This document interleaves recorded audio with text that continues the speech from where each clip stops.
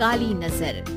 माँ माँ, अरे क्या माँ माँ कर रहा है? बकरी का बच्चा है क्या?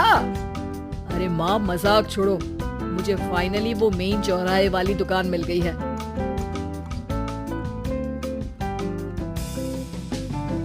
ओफो, ये क्या? मेरी ऑनलाइन मेकअप क्लास चल रही है। इतनी जोर से क्यों बोल रहे हो आप दोनों? अरे मेरी धर्म पत्नी जी, मेकअप क्लास बाद में करना, वो चौराहे वाली दुकान मिल गई है हमको। अरे वाह, रुको मैं अपनी माँ को फोन लगाकर बता देती हूँ। अरे मैं भी अपने रिश्तेदारों को बता देती हूँ, कितनी खुशी की बात है। हाँ, मैं भी अपने दोस्तों को बता देता हूँ, 1 हफ्ते बाद रजिस्ट्री है। बस घर में खुशी का मौका था। उन तीनों ने अपने अपने फोन उठाए और लोगों में बात फैलाना शुरू कर दिया। और रही सही कसर श्वेता बहू ने अपने पड़ोस में सबको बताकर कर दी। अरे वर्मा आंटी, अब हम भी जल्दी कार ले लेंगे, घर का रेनोवेशन होगा और ठाट से रहेंगे हम भी। अरे ऐसा क्या हुआ? लॉटरी बाटरी लग गई है क्या? अरे इस बार चौराहे वाली मॉल में हमको भी दुकान मिल गई है, दुकान नंबर 21, जो एकदम चौराहे पर है। अब ग्राहक बढ़ेंगे तो आमदनी भी बढ़ेगी ही ना। अरे वाह, कितनी खुशी की बात है। मैं बहुत खुश हूँ तुम्हें इतना खुश देख के। बाकी एक बात कहूँ, सबको मत बताते फिरना, किसी की नजर लग जाएगी तो खुशी की खबर वापस लौट जाएगी। हैं? ऐसे थोड़ी ना होता है, अब डरा रही हो। अरे सही कह रही हूँ, काली नजर कहते हैं इस चीज को, जब आप किसी को कुछ बताओ और वो काम बिगड़ जाए। अरे लेकिन मैं तो... तुमने सबको बता दिया ना? हाँ, फोन लगा लगा के। अब बच के रहना, काली नजर बड़ी खतरनाक होती है। श्वेता इतनी खुश रहती है कि वो वर्मा आंटी की बात पर ध्यान ही नहीं देती, जबकि पड़ोस में और भी लोगों से खुशी की खबर शेयर करती रहती है। अगले दिन राजेश बहुत दुखी होकर घर आता है। अरे बेटा, क्या हुआ? मुंह क्यों सूजा हुआ है? मधुमक्खी ने काट लिया क्या? माँ, वो दुकान किसी और के पास चली गई, किसी ने ज्यादा भाव लगा दिया। अरे पर बात तो आपसे हुई थी ना उस दुकान वाले की। हाँ, आज मैं टोकन अमाउंट देने गया था, तब मुझे पता चला कोई आकर सुबह मुझसे पहले ही ज्यादा अमाउंट दे गया। काली नजर। क्या कहा? वर्मा आंटी ने समझाया था कि किसी को बताना मत, वरना काली नजर लग जाएगी। अच्छा, तुम्हें उनकी बात मान लेनी चाहिए थी।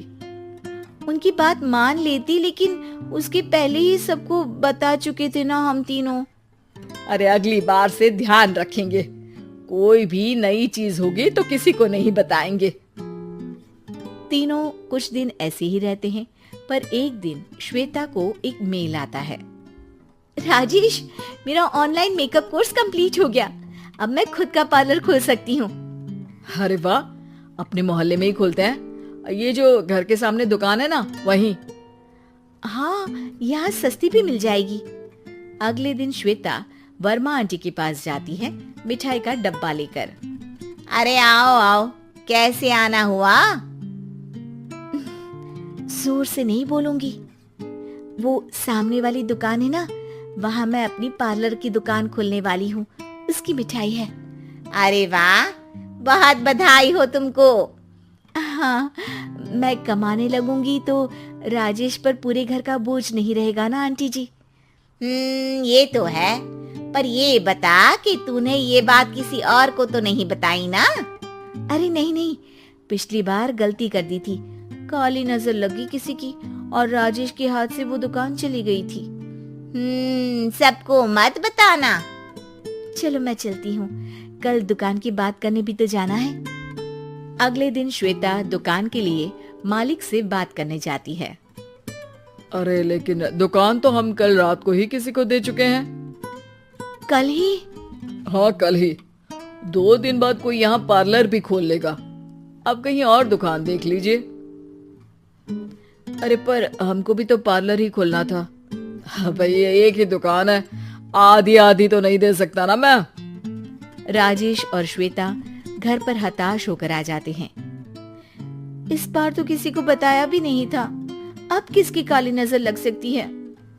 सुनो, तुमने माँ को बताया था क्या? अरे कैसी बात कर रही हो, माँ की नजर थोड़ी ना लगेगी। पक्का तुमने किसी को नहीं बताया था ना? सिर्फ वर्मा आंटी को बताया था, उन्होंने ही मुझे किसी को नहीं बताने को कहा। अरे यार तुम भी सही हो, मेरी माँ को नहीं बताने को कह रही हो, पर वर्मा आंटी को बताना तुम्हें जरूरी लगा। अरे वर्मा आंटी ने ही तो काली नजर के बारे में बताया था ना, वो हमेशा हमारा भला ही तो चाहती है। मेरी माँ भी हमारा भला ही चाहती है। अरे पर चिल्ला क्यों रहे हो, बात नहीं कर सकते क्या आराम से? नहीं आता वो आराम से बात करना, और करना भी नहीं चाहता हूं मैं। दुकान जाने का दुख गुस्से में बदल गया था और राजेश और श्वेता में बात बंद हो गई थी। 2 दिन बाद मोहल्ले में पार्लर का इनॉग्रेशन हुआ, जिसमें मोहल्ले के सभी लोगों को बुलाया गया, पर श्वेता, राजेश और माँ नहीं जाते। माँ अंदर आ जाओ, क्या देख रही हो? अरे नया पार्लर देख रही हूँ अपने आंगन से। देखो, माँ को दूसरे का सुख देखने में कितना मजा आ रहा है, मेरा दुख नहीं दिख रहा इन्हें। यहाँ मेरा पार्लर भी तो हो सकता था। अरे चुप रहो यार, हर बात में लड़ाई क्यों ढूंढ रही हो? राजेश और श्वेता फिर बहस करने लगते थे। तभी माँ ने दोनों को बाहर बुलाया। अरे जरा देखो तो, दुकान चलाने वाले का बोर्ड पर नाम क्या लिखा है? श्रुति वर्मा। गाड़ी निकाले बेटा, हमें कहीं जाना है। काली नजर का इलाज कराने? राजेश अपनी बाइक निकालता है। तीनों ट्रिपलिंग कर रहे हैं।